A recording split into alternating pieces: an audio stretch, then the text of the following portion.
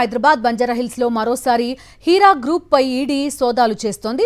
Heera group chairman Nowhera Shaik office తో పాటు Banjara Hills road number 10 లోని ఎమ్మెల్యే కాలనీ ఇళ్లలో కూడా ఈడీ తనిఖీలు చేస్తోంది.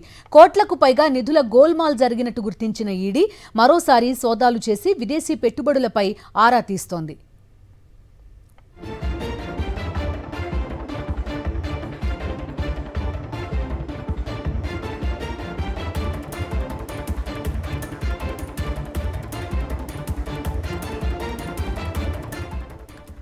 హైదరాబాద్ బంజారాహిల్స్ లో హీరా గ్రూప్ పై ఈడీ సోదాలు చేస్తోంది.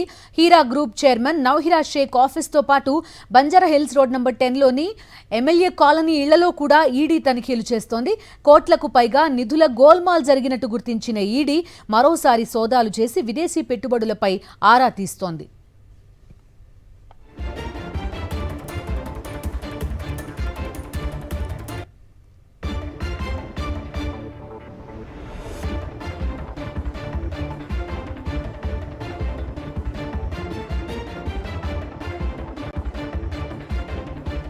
హీరా గ్రూప్ పై ఈడీ సోదాలకి సంబంధించి పూర్తి డీటెయిల్స్ అందిస్తారు మా కరెస్పాండెంట్ వాసు చెప్పండి. ఇప్పటికే చాలా ఆస్తుల్ని ఈడీ అటాచ్ చేసిన పరిస్థితి, మరొకసారి సోదాలు చేయడం ఇదంతా చూస్తున్నాం.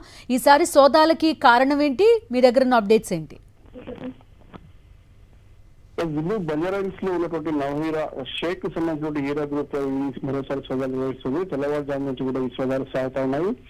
Heera group chairman Nowhera Shaik Banjara Hills road number 10 లో ఉన్నటువంటి ఎమ్మెల్యే కాలనీ ఇంటితో పాటు ఆఫీస్ లో కూడా ఈడీ తనిఖీ నిర్వహిస్తుంది.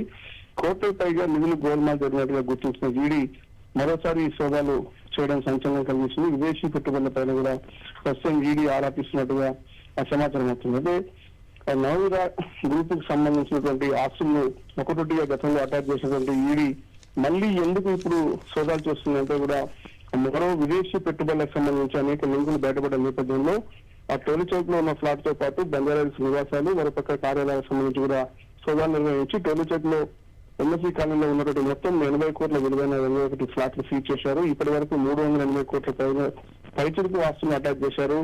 అది ఇంకా 600 కోట్ల పైచిలుకు ఆస్తులు కూడా ఈడీ అటాచ్ చేయనున్నట్లు తెలుస్తుంది. నవహిరా షేక్ పై దేశవ్యాప్తంగా 60 పైగా కేసులు నమోదైన నేపథ్యంలో వీటన్నింటినీ కలిపి ప్రస్తుతం ఈడీ విచారిస్తుంది. గతంలో హైదరాబాద్ లో సిసిఎస్ పోలీసులు పెద్ద మొత్తంలో కూడా కస్టమర్ల నుంచి డిపాజిట్లు సేకరించి అధిక వడ్డీ ఇచ్చానంటూ కూడా మోసాలు పాల్పడ్డ నేపథ్యంలో సిసిఎస్ పోలీసులు కేసు నమోదు చేస్తే ప్రస్తుతం ఆ కేసును ఈడీ విచారిస్తుంది. ఆ కేసులో భాగంగానే ప్రస్తుతం అయితే మరోసారి సోదాలు నిర్వహిస్తా ఉన్నారు. ఈ సోదాలు రేపటి వరకు కూడా కొనసాగే అవకాశాలు కల్పిస్తా ఉన్నాయి.